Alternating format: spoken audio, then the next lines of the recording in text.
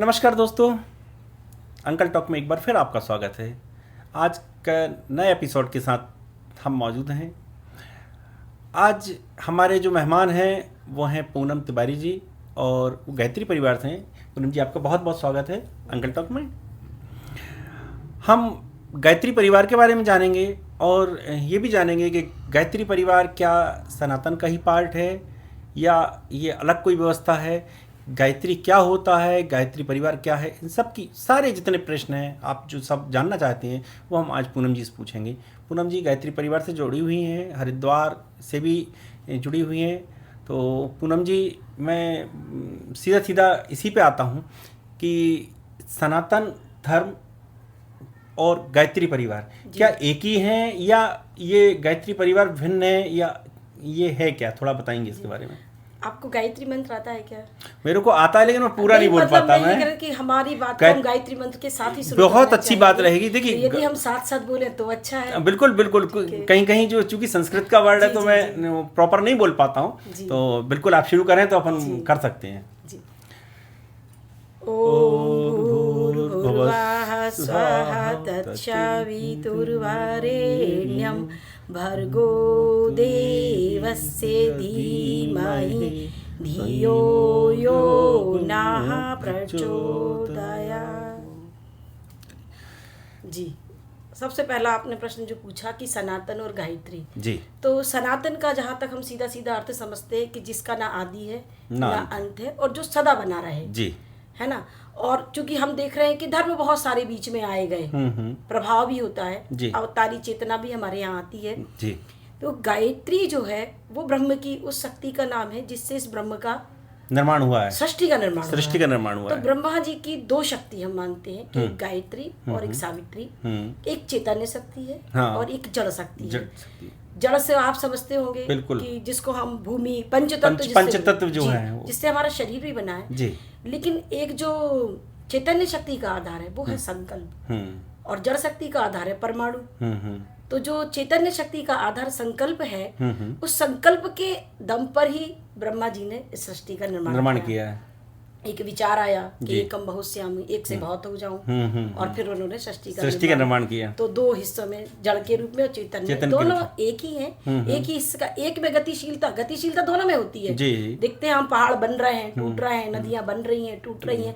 तो जो हम कहते हैं परिवर्तन प्रकृति का नियम है, तो ये गतिशील है जो जड़ में हमें दिखाई देती है। और चैतन्य में जितने भी जीवधारी सृष्टि में दिखाई देते हैं उसमें एक अहम भाव होता है, अपना अस्तित्व होता है। तो ये जो है चैतन्य का स्वरूप है। तो ये तो हम नहीं कह सकते कि ये सनातन से अलग है, कतई अलग नहीं है। बिल्कुल ठीक बात है।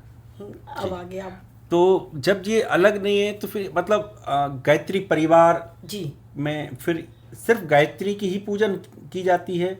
माँ भगवती मतलब माँ गायत्री जिसको हम कहें, है ना, तो शक्ति स्वरूपा जिनको माना गया है। और यदि चूंकि जैसे आपने कहा कि ब्रह्मा जी ने सृष्टि का निर्माण किया, तो मेन बगैर गायत्री के तो सनातन में भी कोई पूजन संभव नहीं होती है ना, क्योंकि गायत्री का एक शक्ति ही ऐसी है, ऊर्जा ऐसी है। तो फिर इसको अलग आप क्या करते हैं, ऐसा क्या अलग करते हैं? अलग हमारे लिए अलग नहीं है जी, हो सकता समझने वालों के लिए अलग हो जी जी।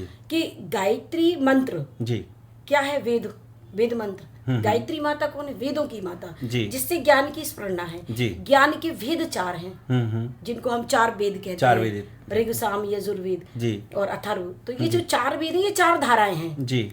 और हमारे जीवन के चार लक्ष्य हैं, धर्म अर्थ काम मोक्ष जी। हमारे जीवन के चार आश्रम हैं जी, ब्रह्मचर्य, गृहस्थ, वानप्रस्थ, संन्यास। तो कहीं ना कहीं यहाँ से लेके वहां तक की जो संपूर्ण यात्रा है जी, वो हमारा लक्ष्य था जी। इस शतक 100 वर्ष की आयु में हमको ऐसा डिवाइड किया गया था कि 25 वर्ष तक ब्रह्मचर्य, 50 वर्ष तक गृहस्थ में जाना है, फिर वानप्रस्थ और फिर कल्याण जी, अपने मोक्ष की बात करनी। तो ये हर व्यक्ति का लक्ष्य था जी। तो सनातन अलग से तो कहीं गायत्री है ही नहीं। अब वर्तमान में क्या हुआ कि इतनी सारी जैसे जैसे परिवर्तन होता ना, वैसे वैसे अवतरण होता है। जब जितनी शक्ति की आवश्यकता हुई, ये तो ये श्रीमद् भागवत में भी लिखा हुआ है कि जैसे जैसे कलयुग की वृद्धि होगी, कृष्ण क्यों आए? क्योंकि कृष्ण की जरूरत थी। आज हम चारों तरफ कल्कि की बात करते हैं जी, कल्कि आएंगे जी। लेकिन आपको पता है कि कलयुग की शुरुआत कैसे हुई जी? आपको पता है? नहीं। कलयुग की शुरुआत जब हम द्वापर युग में कहानी सुनते हैं कि राजा परीक्षित के यहाँ कलयुग अपना स्थान मांगने आया था, तो उन्होंने जगह जगह सोने में दे दिया था वो। तो एक अच्छा स्थान उनसे सोने में मिला था, बाकी तो सब बुरी जगह थी। क्योंकि धर्म का राज्य था, राजा परीक्षित बहुत धर्मशील थे, तो कलयुग के आने की संभावना भी कम थी। क्योंकि सोना हर घर में था, सोने से फैलना, उसका प्रसार जो है वो आसान था। तो सबसे पहले वो राजा परीक्षित के मस्तिष्क पर ही बैठा। कहते हैं इन्होंने अपने खजाने की सफाई करवाई कोष की, और वहां जरासंध का मुकुट दिखाई गया था। मुकुट भाया पहना, गए लोमस ऋषि संग ऋषि के आश्रम में सर्प डाला, वो जो कहानी आपको मालूम है। तो कहने का मतलब है कि कलयुग की शुरुआत जो है दुर्बुद्धि से हुई जी। और हमारे जो गुरुदेव हैं पंडित श्री राम शर्मा आचार्य, उन्होंने सतयुग की वापसी का नारा दिया।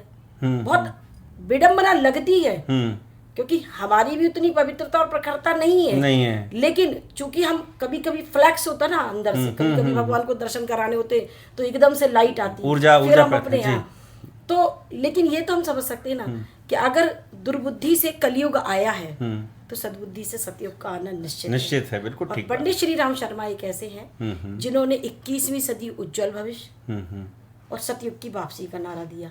हम क्या करते, बहुत सारी पुराने युग से अपने को जोड़ रहे हैं, आगे की तरफ नहीं जा रहे हैं। हाँ, जबकि वो नया युग कहते हैं कि अब नया युग आएगा, चूंकि चेंज तो होना ही है, सतयुग आएगा। हो सकता है कि बहुत सारे धर्म ना रहे, धार्मिक चीजें नहीं रहेंगी, पर सनातन का एक जो मूल मंत्र है कि ईश्वर सर्वव्यापी है, न्यायकारी है, और हम उसके अनुशासन को अपने जीवन में उतारेंगे। तो आज से 50 साल पहले आप किसी बुजुर्ग महिला को देख लो, आप उसके साथ कुछ गलत करते हो, वो कहीं नहीं जाएगी, न कोर्ट जाएगी, न पुलिस जाएगी, वो क्या कहते हैं, वो सब देख रहा है। तो ये जो वो सब देख रहा है, ये जो भारतीय संस्कृति के मूल में है, ये कहाँ से आया? ये कहाँ से आया? ठीक बात, वेदों से। वही व्यवस्था है कि ईश्वर सर्वव्यापी है, वो न्यायकारी है, और हम उसके अनुशासन को अपने, तो वो सब देख रहा है तो हमें गलत करना भी नहीं है, और चूंकि वो सब देख रहा है तो न्यायकर्ता भी वही है। तो ये जो मूल हमारा, अब हमारे बीच में वो नहीं रहा जी। बहुत सारे धर्म हैं, बहुत सारे गुरु हैं, मगर मूल वो चीज है, चूंकि अब वो युग का प्रभाव भी कह सकते हैं। हाँ, युग का प्रभाव, चूंकि सतयुग जैसा कि आप बता रहे हैं कि सतयुग की तरफ जाएंगे, तो जब पराकाष्ठा कलयुग की पूरी हो जाएगी तभी सतयुग की तरफ जा पाएंगे। लेकिन लग ही रहा है कि पराकाष्ठा, लेकिन जो कि आपने एक बहुत अच्छी बात कही कि हम सतयुग की तरफ चलना शुरू करेंगे तब वहां तक पहुंच पाएंगे जी। जैसे कलयुग की आपने कहा, कलयुग ने प्रवेश किया तो वो एकदम ही थोड़ी कलयुग आ गया, प्रवेश किया धीरे धीरे।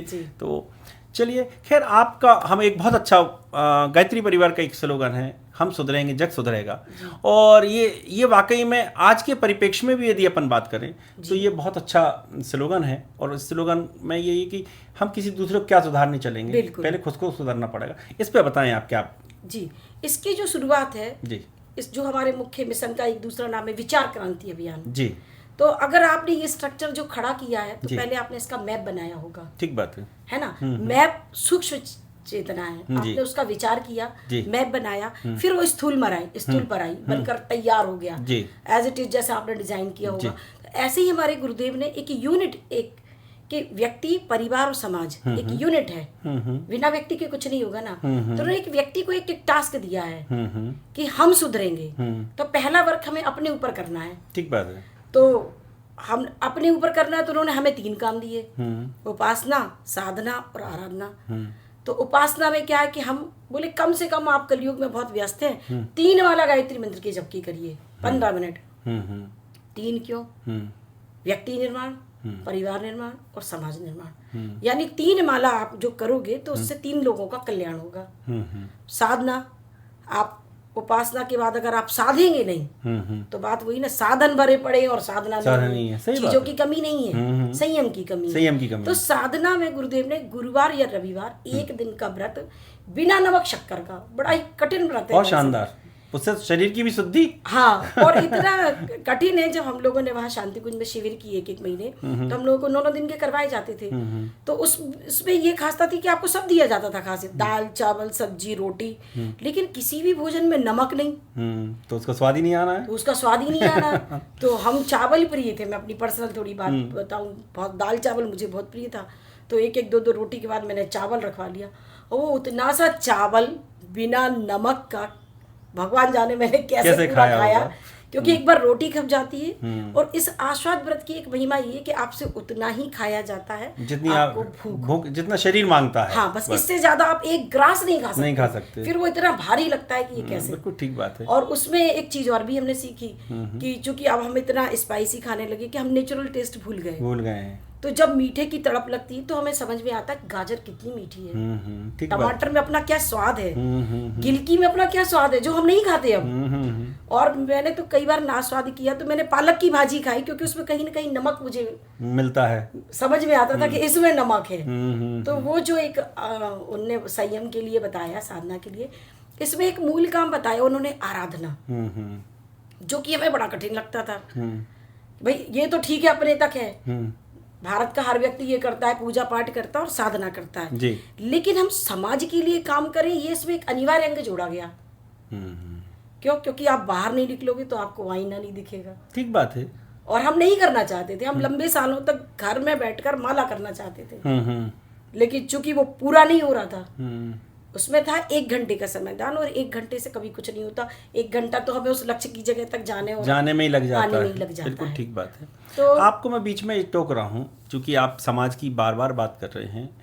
हम देख रहे हैं कि तमाम धर्म हैं और तमाम पूजन पद्धतियाँ, सब कुछ है, पर समाज के अंदर जो विकृतियाँ हैं, है ना जी, तो विकृतियाँ कम नहीं हो रही हैं, धर्म तो बढ़ रहा है जी, है ना जी, धर्म भी बढ़ रहा है और बहुत सारे अलग अलग तरह की उपासना पद्धतियां भी बढ़ रही हैं। लेकिन जो चीज़ बढ़नी चाहिए या जो चीज़ दिखाई देनी चाहिए वो नहीं दिखाई दे रही है, और वो है, आप देखिए समाज का, ये मतलब बहुत शानदार प्रश्न है। हाँ, इसलिए ना आप गुटखा खाएंगे जी और नशा विरोधी आंदोलन में जाएंगे तो क्या आपकी बात का प्रभाव होगा? बिल्कुल ठीक बात है, बिल्कुल ऐसे ही है। हाँ। जब तक हम आचरण में नहीं करेंगे, हम तो कभी चाय का विरोध नहीं करते क्योंकि हम खुद ही चाय पीते हैं, और हम वो बात भी नहीं करना चाहते क्योंकि फिर सबसे पहला विरोध हमारे बच्चों का होगा। तो जब तक जो चीज हम नहीं करते, हमारे कहने की वो बात बेकार है। आपने गांधी जी की वो कहानी सुनी होगी, आप कहो तो मैं सुनाऊं? नहीं, गांधी जी क्या कहानी सुने हम तो, ये समाज में नहीं, एक बहुत अच्छा उदाहरण है सटीक। एक बच्चे की माँ गांधी जी के पास लेकर आई कि ये बच्चा बहुत गुड़ खाता है, इसके पेट में कीड़े पड़ रहे हैं, आप इसको समझा दीजिए। भाई श्रद्धा का विषय, लोग गांधी जी को भी भगवान मानते थे अपनी, और उस समय अहिंसा और इतनी बड़ी बात करके, तो गांधी जी उससे कुछ नहीं बोले, पहले खुद ने छोड़ा, 8 दिन बाद बोले। तो लोगों ने पूछा, तो मतलब बात यही है कि बात प्रभावशाली जब तक नहीं होगी, जब तक आचरण में नहीं होगी। इसलिए हमारे गुरुदेव ने आराधना, तो बात बिल्कुल मैं ये कह रहा हूँ कि आचरण में नहीं होगी, आप ये बात मैं स्वीकार कर रहा हूँ। तो ये ऐसा क्या कारण है कि वो आचरण नहीं बन पा रहा है? इतने सब, देखिए मेरा प्रश्न ये है कि इतनी सब पूजन पद्धति, आराधना, भक्ति, यज्ञ, आंदोलन, सब कुछ चल रहा है देश के अंदर। हाँ। लेकिन इसके बाद भी समाज के अंदर धैर्य, जिसे कहें, संस्कार, ये सब कहीं ना कहीं विलुप्त से दिखाई देने लगे। बिल्कुल सही बात है, कारण विचार शक्ति मजबूत नहीं है ना। तो ये कहीं मुझे ऐसा लगता है कि ये जो हमारे इतने सारे व्यवस्थाएं हैं, क्या इसको समझाने में सक्षम नहीं है, या फिर वहीं आप वो बात करेंगे कि पहले परिवार, मतलब पहले खुद सुधरें। हाँ। तो समस्या ये है कि वो खुद भी क्यों नहीं सुधरना चाहते?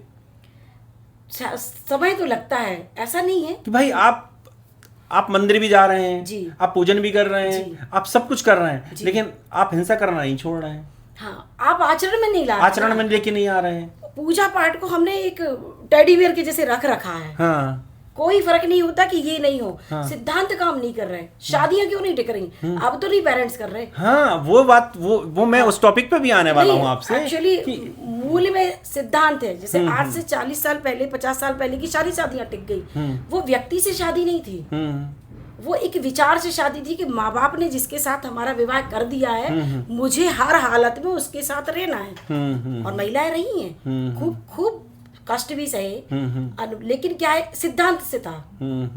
अब देखो, अब सब कुछ है, अब स्वतंत्र है। अरे 1 साल 2 साल में नहीं टिक रही। तो ये मतलब, ये देखिए, मैं, आप उसको अन्यथा नहीं लीजिएगा, ये बहुत जरूरी बात कर रहा हूँ मैं, और बहुत जरूरी इसलिए कर रहा हूँ कि ये ऐसा क्या कारण बन रहा है कि शादियां नहीं टिक पा रही हैं, और समाज में अभी मैंने एक पॉडकास्ट किया था, उसमें भी मैंने यही पूछा था कि आखिर ये ऐसी स्थिति बन क्यों रही है। तो एक जो समाज का पहले भय था वो खत्म हो गया क्या? हाँ। या सभी लोग कानून के जानकार हो गए हैं? हमें सभी पता है कि हमारे यहाँ अब क्या, अभी तो हमें ये धारा पता है 423 लगवानी, 498 लगवानी, 296 लगवानी, क्या क्या मतलब तमाम जो धाराएं, तो उनको धाराएं पता हो गई हैं जी। और पहले ये होता था कि अरे यार यदि हम घर से बाहर निकलेंगे तो समाज हमसे पूछेगा। तो जो समाज का डर था वो खत्म हो गया है, या ऐसा क्या हो रहा है कि लोग उस चीज को। हाँ, ये बहुत अच्छी बात है, लेकिन है कठिन ना। क्या कमी क्या हुई है? कमी है आस्था का अभाव। भाई हम लोग जो काम करने जा रहे हैं वो क्या है? आस्था संवर्धन। किस चीज में आस्था? आपकी आदर्श विचार में एक आस्था। अब आदर्श विचार की आप बात कर रहे हैं, कल परसों ही का वीडियो मैं देख रहा था और कि एक फादर अपनी लड़की का डाइवोर्स करा के बैंड बाजे के साथ लेके आ रहा है। अब उसके दो दृष्टिकोण हो सकते हैं। जो लेके आ रहा है उसका तो दृष्टिकोण देखिए, लड़की को अपने सम्मान से लेके आ गया, लेकिन सामाजिक दृष्टिकोण से यदि मैं बात करूं तो क्या वो सही है? जो 4 लोग और उसके, तो उससे आप दूसरे परिवारों को ये संदेश नहीं दे रहे कि नहीं नहीं आप तो शादी करो, बैंड बाजे के साथ वापस लेके आ जाओ। देखो सही तो नहीं है, ये तो आप भी समझ रहे हैं और मैं भी समझ रही हूँ कि देखो इतनी पहले महंगी खर्चीली शादियां करना, हाँ। फिर उन्हें तोड़ना फिर 2-4, हाँ। और बाद में ये जो पाश्चात्य कल्चर हमारे यहाँ हो जाएगा 2-4 से 2-4 के बच्चे, 2-4 हाँ। तो आगे भी कोई व्यवस्था तो नहीं रहेगी। ये तो आप भाई भारत जैसी देश में, हाँ। जो संस्कारों का देश कहा जाता है, संस्कृति का देश कहा जाता है, और जब हम संस्कार और संस्कृति का पतन हम खुद ही करने लगेंगे और फिर हम कहेंगे यार यार देश बिगड़ रहा है, क्योंकि किसी भी समाज, सभ्य समाज का निर्माण तो संस्कार और संस्कृति से ही होता है जी, है ना। तो जो गायत्री परिवार इस क्षेत्र में जो काम कर रहा है वो कर रहा है संस्कारों के माध्यम से। संस्कार हम लोग सभी संस्कार मनाते और उसमें तो बढ़ क्या रहा है और घट क्या रहा है। आपने 2 शब्द सुने होंगे, शिक्षा और विद्या। जी, शिक्षा अक्षर ज्ञान है जो कि बढ़ रही है जी, गांव पढ़ रहा है, सब पढ़ रहे हैं, सब पढ़ रहे हैं, पढ़ क्या रहे हैं ये पता नहीं पता। और जो घट गई है वो है विद्या, जीवन जीने की कला, परिवार निर्माण की कला, अपने बच्चे को निर्माण की कला। वो माताएं भूल गई हैं, जॉब कर रही हैं, बच्चा कोई और पाल रहा है, बच्चा पैदा भी नहीं कर रही हैं। अब तो पैदा भी नहीं कर रही हैं। शिक्षा तो बड़ी है, लेकिन जो मूल में कमी है विद्या, जिसको हम कहते हैं जीवन जीने की कला। तो वो जो संस्कारों का जागरण है, गायत्री परिवार उस पर बहुत काम कर रहा है। और जो इस कार्यक्रम, अच्छी बात है यदि ये काम कर रहा है तो ये सकारात्मक प्रयास है, और समाज को आज मुझे लगता है ये बहुत बड़ी आवश्यकता है, बहुत बड़ी आवश्यकता है। क्योंकि जिस तरह की जो चीज़ें आप और हम बात कर रहे हैं, ये खाली बात नहीं है, ये इससे 2 परिवार डिस्टर्ब हो रहे हैं। बिल्कुल, क्यों? जहां लड़की वाला पक्ष तो प्रभावित हो ही रहा है, साथ में लड़के वाले पक्ष का दर्द कोई देख नहीं पा रहा है। यदि मैं सही शब्दों में कहूँ तो कि उसका दर्द किसी को दिखाई नहीं दे रहा है। लड़की वाले पक्ष का तो दर्द दिखाई दे रहा है कि डाइवोर्स करा के और वो जो है वो घर चले, लेकिन उतना ही सफ़र वो लड़का वाला पक्ष भी कर रहा है। उसको भी समाज में बहुत सारी चीज़ों को फेस करना पड़ रहा है। तो कोशिश ऐसी होनी चाहिए कि हमारे शिक्षा के साथ संस्कार भी जो है, संस्कार भी हो। फिर हमें ये भी तो पता हो ना कि शादी हम क्यों करते थे। गृहस्थ जीवन में प्रवेश करते थे समाज को श्रेष्ठ संतान देने के लिए। बिल्कुल ठीक बात। वो जो दायित्व महिलाओं का था वहां से वो पूरी तरह स्वतंत्र हो गई हैं। अब चूंकि आपने छेड़ा है तो मैं ये प्रश्न करा बगैर नहीं, मैं सुनिए तो मेरा नहीं आपका उद्देश्य भले ही नहीं है, लेकिन हमारा उद्देश्य ये है कि हम समाज को, देखिए जब तक चीज़ें लेके सामने नहीं आएंगे तो कौन आएगा? कोई ना कोई तो इसको प्रयास करेगा ना। आप भाई ये संगठन होते किस लिए हैं? इसीलिए समाज को जोड़ने के लिए। और इसके अपन किसी की क्रिटिसाइज नहीं कर रहे हैं, किसी भी ऐसी चीज़ पर हो सकता है 10 में से 2-5 लोग ऐसे हों कि बहुत पीड़ित हों, परेशान हों, बहुत ज़्यादा वायलेंस झेल रहे हों, तो वहाँ अपन बात मान सकते हैं। यदि 10 में से 8 ऐसे मामले आने लगेंगे तो ये चिंता का विषय निश्चित तौर पर बनता है। वाकई आपने बहुत अच्छी बात कही। मामले तो 70 और 30 के हैं। 70% व्यवस्थित है, 30% गड़बड़ हो सकते हैं, लेकिन 30% पर दुष्प्रभाव का फर्क ज्यादा है। तो इधर भी रेशियो 60 हो गया। हाँ। अब जो 30% है वो अल्पसंख्यक में चले गए। एक गुरुदेव ने नारा दिया है कि अनाचार बढ़ता है जब बढ़ता अनाचार, जब सदाचार चुप रहता है।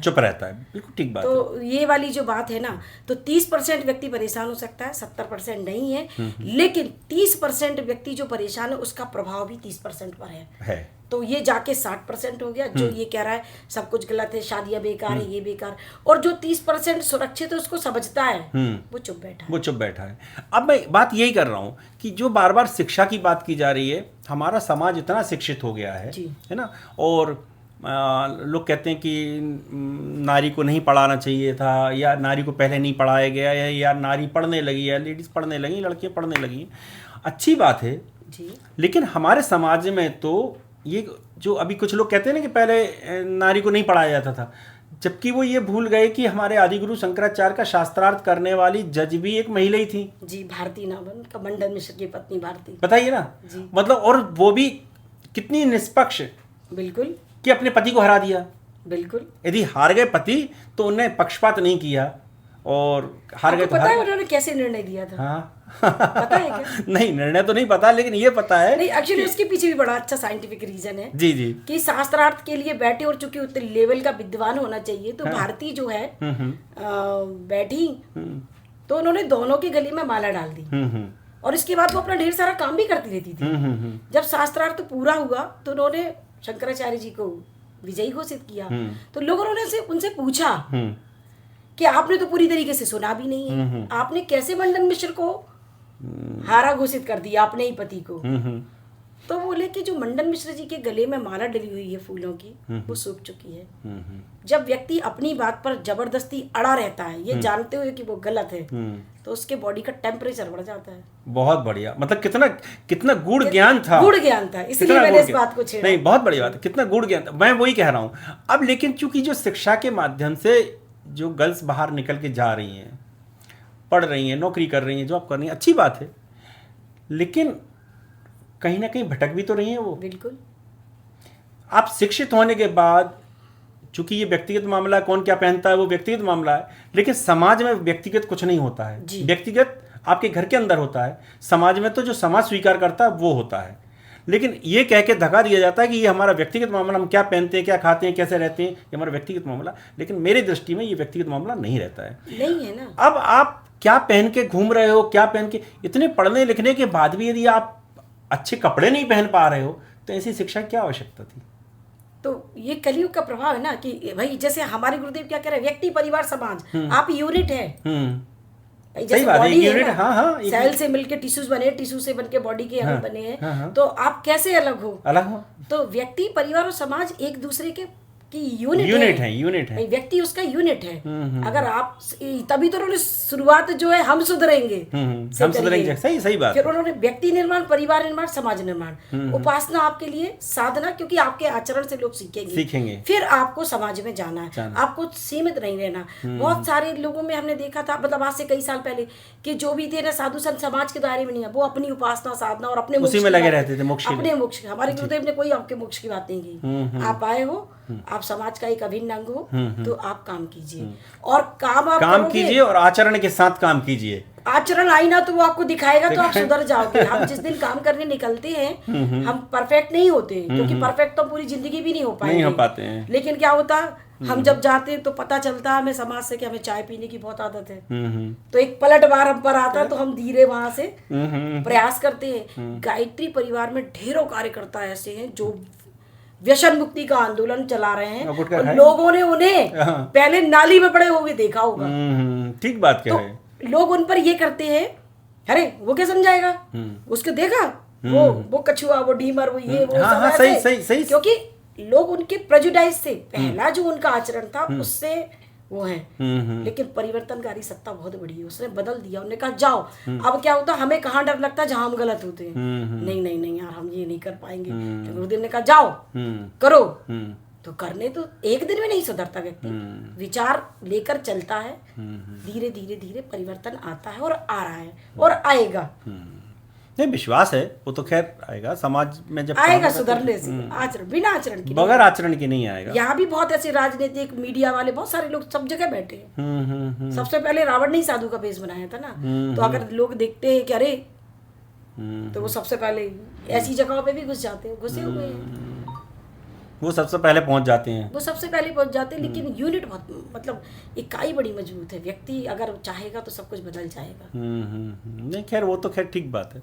अच्छा, चलिए अब वापस से वहीं आते हैं कि ये गायत्री मंत्र जो है कहते हैं विलुप्त है, तो खुले में ऐसा कहते हैं कि कुछ लोगों का मानना ऐसा है कि उसको सार्वजनिक रूप से नहीं पढ़ा जाना चाहिए, या उसका कुछ चीज़ को लुप्त कर देते हैं, क्या ऐसा कुछ है? ऐसा है क्या? ऐसा देखो, मान्यताएं हैं तो सुनी तो मैंने भी हैं, लेकिन चूंकि हम लोग तो गुरुदेव से जुड़े हुए हैं और गायत्री मंत्र गुरुदेव ने सबके लिए ओपन किया है। इसके पहले तो नहीं था, पहले नहीं था। हाँ, क्योंकि अब गुरुदेव 90 में गए हैं, 1911 में उनका वर्त है और उन्होंने 24 लाख के पुरस्रण किए हैं। तो वो ही एक ताकत थे कि जो गायत्री को सब तक ला सकते थे, कोई ला ही नहीं सकता था इसके अलावा।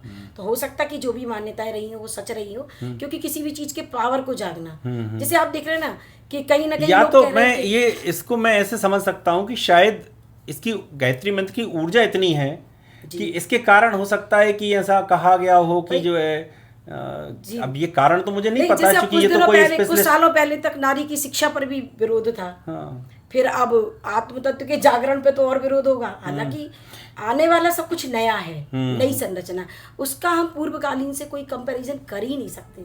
जब वो बात कह रहे हैं कि सतयुग की वापसी, तो चूंकि हमें द्वापर और त्रेता की तो मेमोरीज है, सतयुग की तो हमारी मेमोरीज भी विलुप्त हो गई होंगी। राइट, बिल्कुल सही बात है। तो जब नए युग की बात है, ठीक बात है।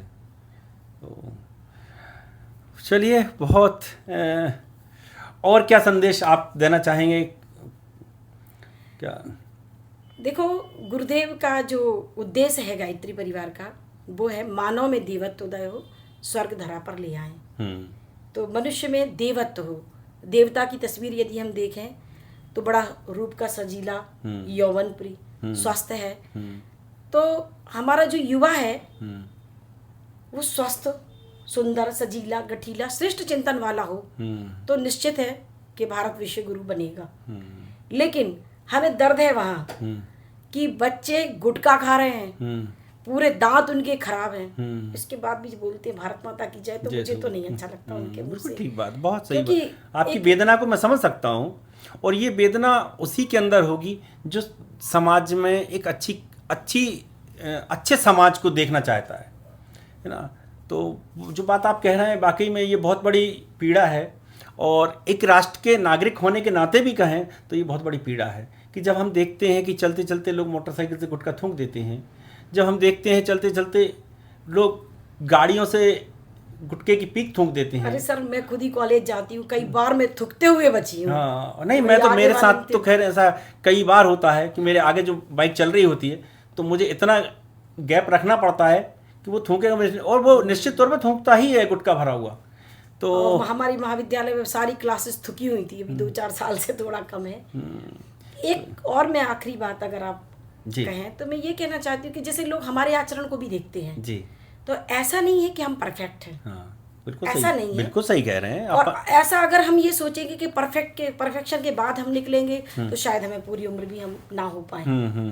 तो हम लोग इसको अपने आप को श्री राम के बानर सेना जैसे लेते हैं कि भाई जिसमें जो योग्यता है अपने से काम करिए, कि भाई वो गुरु जो हमारे हैं वो हमारे लिए श्री राम है और हम उनके बंदर हैं, बानर बानरियां। तो हमारा काम तो है उछल कूद करना, सो हम कर रहे हैं, लेकिन श्री राम संस्कृति की वापसी का जो एक तैयार कर रहे हैं कि भाई वो सीता को रावण के यहाँ से लेके आएंगे, तो भारतीय संस्कृति को जो गुरुदेव ने कहा कि सतयुग को लेकर आएंगे, तो हम पत्थर फेंकने का काम कर रहे हैं। पत्थर डूबे तैरे राम की इच्छा। नल नील भी नहीं है हम, उस योजना में नल नील भी होंगे, लेकिन हम सिंपल बानर हैं जो कि पत्थर फेंकने का अपनी तरफ से अपनी श्री राम को काम करने का बहुत बढ़िया सहयोग कर रहे हैं। ये आज का पॉडकास्ट बहुत शानदार रहा। अब आप लोग इसको यदि आपको पसंद आया हो तो उसको लाइक करें, सब्सक्राइब करें, और मैं आपको बस इतना ही कहूँगा कि हम सुधरेंगे जग सुधरेगा ये स्लोगन नहीं है, ये एक बहुत बड़ा विचार है, बहुत बड़ी क्रांति है। यदि वाकई में हम अपने आचरण में सुधार लेके आ जाएंगे तो हम दूसरे से कह भी सकते हैं, उस समाज को एक अच्छा समाज बना सकते हैं। लेकिन उसके लिए प्रयास खुद से करना होगा, और यही गायत्री परिवार का मूल मंत्र है। तो आपने समय दिया उसके लिए बहुत बहुत धन्यवाद। नमस्कार। आपका भी आभार, आपने हमें इतना अच्छा मौका दिया कि हम अपनी बात कर सकें। भाई डिजिटल बात है तो डिजिटल युग में जी बहुत बहुत धन्यवाद। नमस्कार।